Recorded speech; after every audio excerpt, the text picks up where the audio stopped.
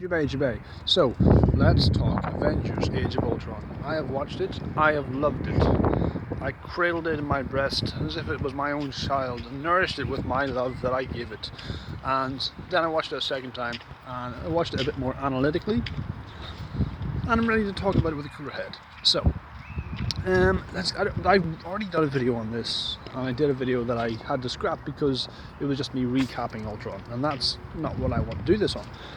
I'm going to do a spoiler video. I'm going to give you my thoughts on it and extended thoughts. So, light the spoiler beacon, here be spoilers. So if you haven't seen Ultron yet, get the fuck out here, and then get the fuck back in here, because yeah, it's a good movie, and come back and look at my thoughts and watch my face as I tell you my thoughts. Tell them, look at my thoughts escaping this video.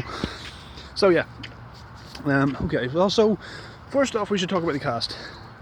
They've come a long way. They're both as characters and as the actors.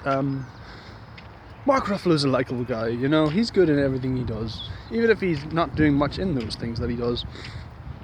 Scarlett Johansson is far more than just a pretty face. She's fleshed every time she's appeared. This is her 4th appearance as Black Widow, and she ups her game every time she shows up. She's and there's that one scene with her and Ruffalo, and it soars. It's a beautiful moment. The cast themselves are a lot more well-rounded. We see what Tony Stark's wrestling with. He sees a vision of the Infinity War to come, and he realizes, like, damn it, I'm not doing enough, I should do more. And his guilt, the PTSD that has been lurking since Iron Man 3, just erupts with a vengeance, and he's like, we gotta do more, artificial intelligence, that'll help. So him and Banner go science browsing again, and then that leads up to Ultron! And Ultron, okay, we gotta talk about Ultron here. James Spader knocks it out of the park. I've heard some people criticizing him, being that he's not an engaging villain enough. I beg to differ. I think he's very witty. I think he gives a very multifaceted performance, because he's a megalomaniac. He's a petulant child. He gives a pretty deep performance, and I like that. You see, so yeah, and the mannerisms as well are just awesome. You can see a few moments there where it's a robot's face, but it's not an android's face. It's very much machine's metallic face, but it's beautiful. What else did we see? What else? The story, great. Well, it's got nothing to do with the Age of Ultron comic from Brian Michael Bendis in 2012, but that's a good thing, because that comic was balls, and this movie is not. We see some more. What I would say is the shift. This movie services some of the characters that don't have their own franchise really well. It's very much a Banner, Black Widow, Hawkeye affair. They get a lot more to do, which is good. This is good. They get much more to do. There's nobody there. Yeah, anyway, so they get much more to do. It's very much Hawkeye's movie. Everyone who laughed at Hawkeye after Avengers will no longer be laughing. We actually find out where Hawkeye's been since Avengers, and lo and behold, he's got himself a family. He's been living the domestic bliss life on a farm with 2 bairns and another one on the way. Fair fucks to Hawkeye, man. He's got it all worked out. And that does seem to be a recurring theme throughout this movie. It doesn't explain. It doesn't kind of explain how they all got back together. We just have to sort of assume that avenging is their day job, and all of the themes and storylines from their own individual movies, that's still going on. Falcon's still looking for Bucky. Thor and Jane are still together, but she's off on business, and Stark's. The Iron Man thing isn't really explained. At the end of Iron Man 3, he's retired from the suits, and then first time you see him, he's flying about in a brand new suit. Make of that what you will. It's not the Mark 42 armor anyway. It's something brand new. So make of that what you will. There's a bike. That was fast. Speaking of fast, Quicksilver. Okay, I'm going to talk about that guy for a while. Aaron Taylor Johnson is much better in this than he was in Godzilla, but he's still just there just to be there. You can see Joss Whedon favours Scarlet Witch more. Elizabeth Olsen had the much more interesting character of the two. What I will say is they got Quicksilver's character absolutely right.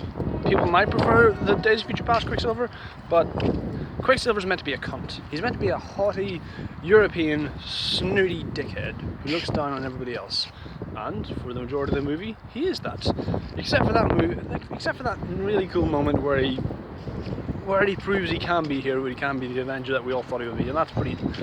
We should have seen that coming. God damn it, we should have seen that coming. This is Joss Whedon, for fuck's sake, and he loves his shock deaths, but holy shit. He was a leaf in the wind. This is windy as fuck. Wind. See, I'm going on a theme here. Thor has a wee side quest. Thor has this strange little side quest where he goes off to a well with Dr. Eric Selvig. People complain about how Samuel L. Jackson has no reason to be in this movie. Well, Stellan Skarsgård had fuck all reason to be in this movie, and he was. So make of that what you will. Overall thoughts? I mean, that's, you know, that goes without saying. Seeing it for a second time, I've got more of a reserved opinion. I'm able to watch it more with a cooler head. The romance between Black Widow and Banner seems a little bit more forced, but not on the extent that they had that romance with Keely and Tariel and Legolas and the Hobbit, that weird three-way, Jesus, that weird love triangle that never really went anywhere. So it's definitely better than that, that's for damn sure. A lot of the main characters, it's not really about them, it's more about Ultron. And even Ultron doesn't get that much screen time, but when he's magnificent when he's on. I gotta give him props for that. James Spader knocked it out of the park. He's a charismatic, charming, witty villain that you're just... Yeah, I'm kind of endeared with. He's kind of the last thing you think about when you leave the film. Speaking of which, in terms of the legacy in this film, instead of the first film, which sort of felt like a finale, very much the rightful finale for Phase 1, this feels like the beginning of Phase 2. We see, obviously, if you're coming out of this expecting a build-up to Civil War, you're not going to find one. They kind of all leave on good terms, man. It's all just a good avenging time. Ooh, it's dark here. That's better. It's just a good time, man. They're all just... They start up this new Avengers facility, and Stark retires, and Hawkeye goes back to his family with his new kid that he names Nathaniel Pietro Barton, which is cool. Bruce Banner's goes off on his lonesome, abandoning Black Widow, and then it's Thor, as a result of his side quest, goes off into space. He's like, look guys, the Infinity Stones are up and about again, and that's bad news. You don't know what that means, but I do, so I'm away. And then he leaves. With no respect for lawn maintenance. So he flies off into space, and we see a new Avengers team. I thought it was going to be something along the lines of Captain America and Tony Stark falling out over basically the Ultron incident. Captain America is going to form his own Avengers team in defiance of Stark, and that leads us into Civil War. Now, if you didn't know Civil War was happening, you would watch this movie and still not know that Civil War is happening. Everyone just kind of on a good term, but we do see the changing of the guard. We see the old Avengers giving, sort of passing the torch. So a lot of them, it's like that though. The roster constantly changes. So we see a lot of the founding Avengers standing down, and we see a brand new team standing up, getting up, being recruited, standing up and being counted. Us, War Machine, Falcon, Scarlet Witch, who's so hot, and the Vision. The Vision, by the way, is magnificent. He is a visual masterpiece. Obviously Andy Serkis is in the movie, and Andy Serkis had a hand in the visual effects, and you can tell because the Vision looks amazing. He looks like Paul Bettany, but it doesn't look like Paul Bettany in a mocap suit.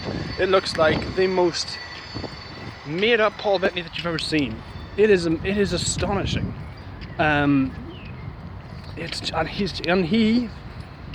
He delivers one of the most shocking moments of the film, up there with Quicksilver's death. It's jaw-dropping, dude, and it's just every time whenever I saw him, I was just awestruck. He looks amazing. They've really upped their game. I mean, it's one thing to say Hulk looks good. You can see Mark Ruffalo there. No, this is it's not since probably not since Caesar.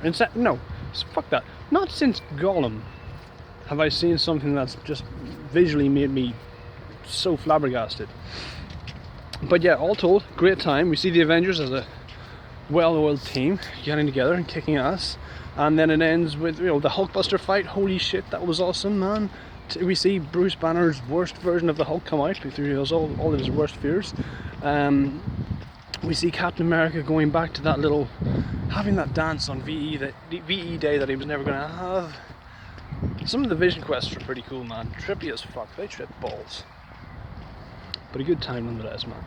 So, I would say go see it 3D.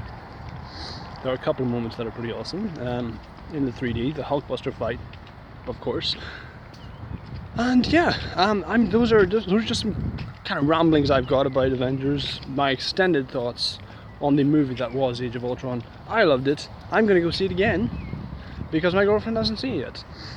And then tonight I'm going to watch Game of Thrones and finish Daredevil, and then I'm going to make videos on that. But before then I'm going to do a little video on the mid-credits scene. Just a tiny one, because it was just a tiny scene. But yeah, we'll talk about that. So yeah, you know, Brian's extended thoughts, spoilerific thoughts. Adios, YouTube.